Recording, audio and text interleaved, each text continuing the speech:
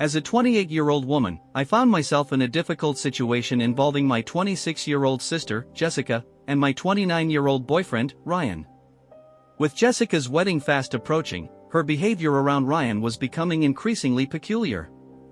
Initially, it was subtle, nothing glaring, but enough to leave me feeling uneasy. It started with Jessica's over-the-top laughter at Ryan's jokes, even the ones that weren't particularly funny.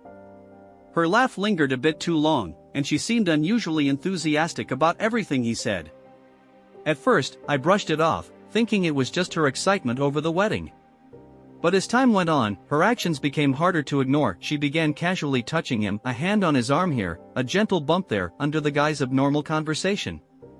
Her glances at him were prolonged and intentional, especially when she thought no one was looking. It made my stomach churn. After one particularly awkward family dinner, I brought it up to Ryan.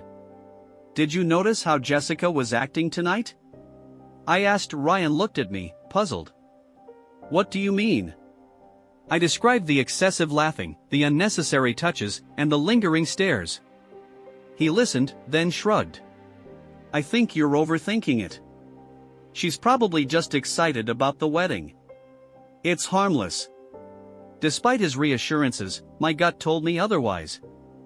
I decided to pay closer attention, hoping I was wrong. But over the next few weeks, her behavior only escalated. Whenever we were around her, she found ways to be near Ryan. She would sit beside him, find excuses to involve him in wedding preparations, and seemingly ignore my presence entirely. One day at a family barbecue, I excused myself to use the restroom. When I returned, I saw Jessica and Ryan standing in a quiet corner of the yard. They were talking, standing unusually close. Jessica giggled at something Ryan said, a giggle that sent a wave of unease through me. The moment they noticed me, they stepped apart. Jessica quickly walked away, pretending nothing had happened. My stomach knotted, but I didn't confront them right then. I didn't want to create a scene at a family gathering. Later that night, I brought it up with Ryan. "What were you and Jessica talking about earlier?" He looked surprised. "Oh, just some wedding stuff, music choices, I think." I couldn't help but question why they needed to stand so close for such a simple conversation. Ryan sighed, clearly frustrated. "There's nothing going on," he insisted. "She's just being friendly." I pointed out how her behavior was far from friendly. She was crossing boundaries, and he wasn't doing anything to stop it. He looked hurt and asked what I expected him to do. She was my sister, and he didn't want to be rude. I suggested he could set boundaries, making it clear he wasn't interested. But Ryan doubled down, saying he wasn't interested in her at all and that I was imagining things. Our argument went in circles, leaving us both frustrated. That night, we went to bed angry, the issue unresolved. The next day, I decided to confront Jessica directly. Avoiding the situation wasn't helping. I called her and asked if we could meet for coffee. She readily agreed, sounding cheerful and oblivious to my growing discomfort. At the cafe, Jessica was all smiles, chatting enthusiastically about her wedding plans. Her carefree demeanor made my task even harder.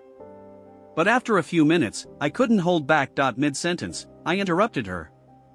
My voice trembled as I said, "We need to talk about something important."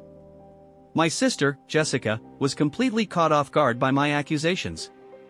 When I confronted her at the cafe, her surprise quickly turned into denial, then anger. I laid out my concerns about her behavior with Ryan, emphasizing how her actions made me uncomfortable. Jessica vehemently denied everything, laughing dismissively and calling me paranoid. She claimed she was just being friendly and accused me of being insecure. Her sharp retort stung, but I stood my ground, insisting that it was about respect, not insecurity. The confrontation escalated until she stormed out, leaving me alone and questioning whether I had overreacted. When I got home, Ryan immediately noticed something was wrong. After I told him about my conversation with Jessica, he expressed concern not about Jessica's behavior, but about how I handled it. He suggested my direct approach might have been too harsh, especially so close to her wedding. He didn't believe Jessica was flirting with him and worried my accusations would create unnecessary tension. Feeling defensive, I asked if he was taking Jessica's side. Ryan reassured me he wasn't, but his doubts about the situation left me feeling conflicted. As we continued to argue, it became clear that neither of us saw eye to eye. He went to bed, leaving me alone with my swirling thoughts and doubts. In the days that followed, Jessica stopped speaking to me entirely, creating a painful rift. My parents, noticing her distress, called me for an explanation. When I tried to tell them what had happened, they sided with Jessica, insisting I must have overreacted. With the wedding day fast approaching, I felt trapped. I was supposed to be a bridesmaid, but I wasn't sure if Jessica even wanted me there. Ryan encouraged me to attend, hoping to smooth things over, but I dreaded the thought of facing Jessica and pretending everything was fine. I tried reaching out to her, leaving voicemails apologizing for how I had approached the issue. I even visited her apartment, but she shut the door in my face. The unresolved tension weighed heavily on me as the wedding day loomed closer. My anxiety spiraled, fueled by sleepless nights and unsettling dreams. In one, I arrived at the wedding only to be met with pointing fingers and whispers of blame. I woke up shaken, unsure of how to navigate the mess I had created. Jessica's silence only deepened my worry. Every attempt to mend things failed, and I found myself wondering how things had gotten so bad. As the wedding day approached, the uncertainty and tension became unbearable. Would you like me to continue? Let me know. My mother was livid after Sarah told her about my allegations. She called me, her voice shaking with anger, yelling about how selfish I was to create such drama right before Sarah's wedding. How could you accuse your own sister of something like this, she shouted. She refused to listen as I tried to explain my perspective, cutting me off repeatedly. Instead, she demanded that I apologize to Sarah immediately and fix the situation. The stress on my family was palpable, and the weight of it all left me feeling even more isolated. Sarah was still avoiding me, my parents were furious, and Tom, my boyfriend, continued to insist that I was blowing things out of proportion. His dismissive attitude only deepened my sense of betrayal and frustration. Desperate to set things right, I decided to visit my parents' house a week before the wedding. As I approached the front door, I heard hushed voices from the side yard. Curious, I walked toward the garden, and what I saw froze me in my tracks.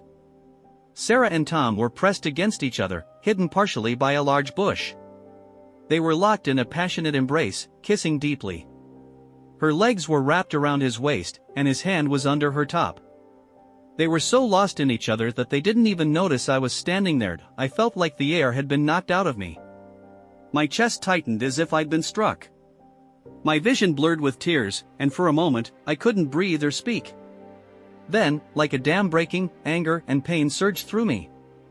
My voice came out in a trembling scream, "What the hell is this?"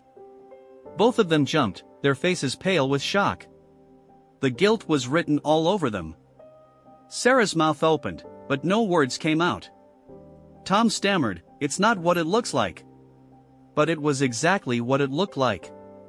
The scene in front of me confirmed every suspicion I had tried to ignore, and it shattered my world. Tears streamed down my face as I choked out, "How could you? My own sister, and my boyfriend." My voice cracked under the weight of my devastation.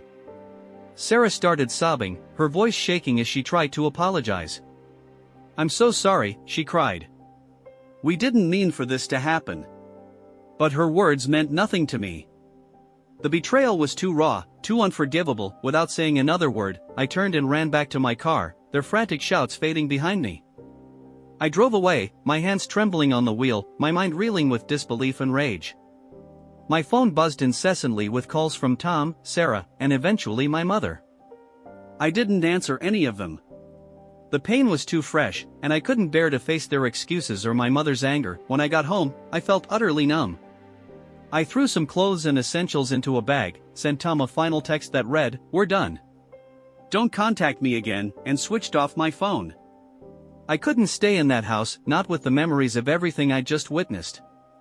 I left and checked into a hotel in a nearby city, desperate for space to think. And now, sitting alone in that hotel room, the reality of what I'd seen began to sink in. The wedding was only days away, but there was no way I could attend.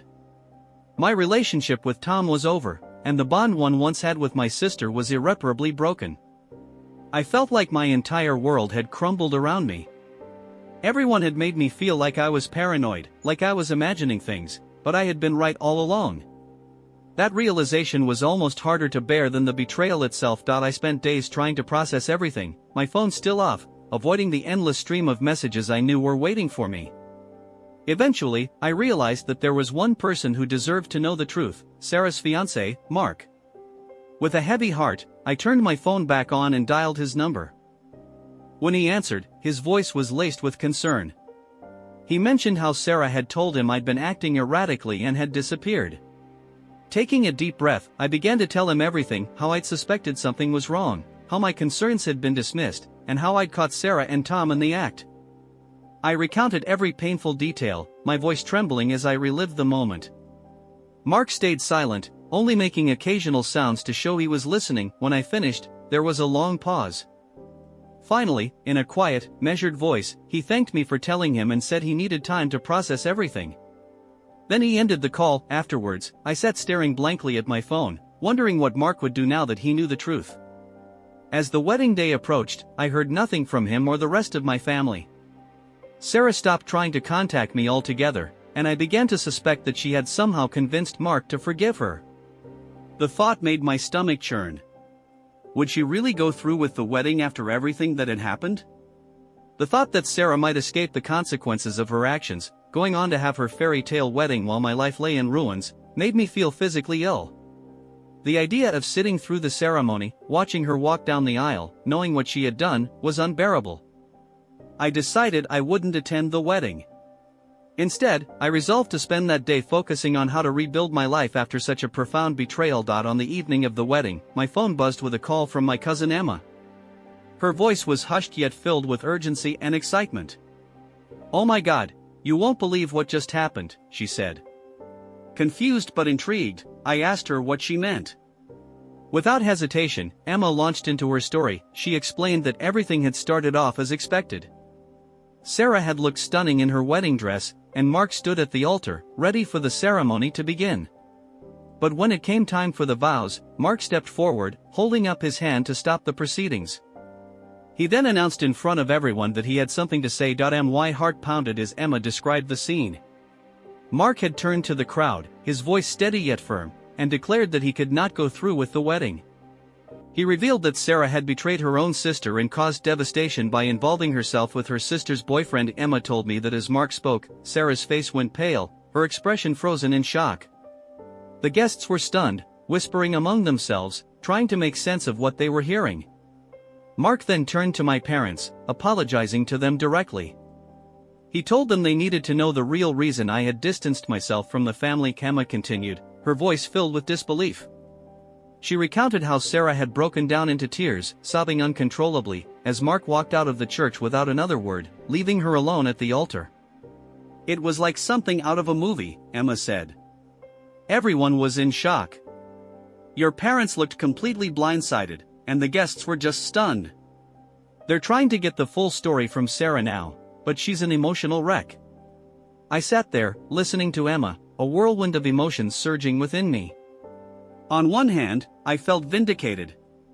The truth had finally come out, and Sarah's actions were exposed for all to see. But on the other hand, there was a deep sadness for the pain this had caused my family. This was not how I had wanted things to unfold. Sensing my silence, Emma asked gently, "Are you okay?" "I don't know," I admitted truthfully.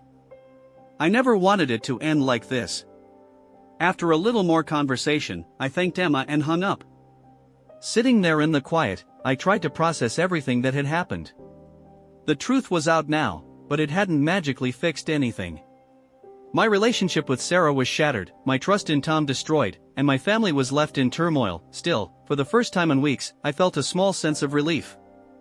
The weight of hiding the truth was gone, and I could finally begin to move forward. I knew healing would take time, and rebuilding trust with my family would be a long road. But at least I could start to live without the shadow of lies holding me back. For now, I am taking things one day at a time.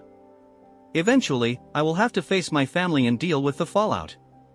But this ordeal has taught me an invaluable lesson, to trust my instincts and stand up for myself, even when others try to dismiss my concerns. To anyone who finds themselves in a similar situation, trust your gut, and don't let anyone gaslight you into doubting what you know to be true. Thank you to everyone who supported me through this journey. Your encouragement means more than words can express.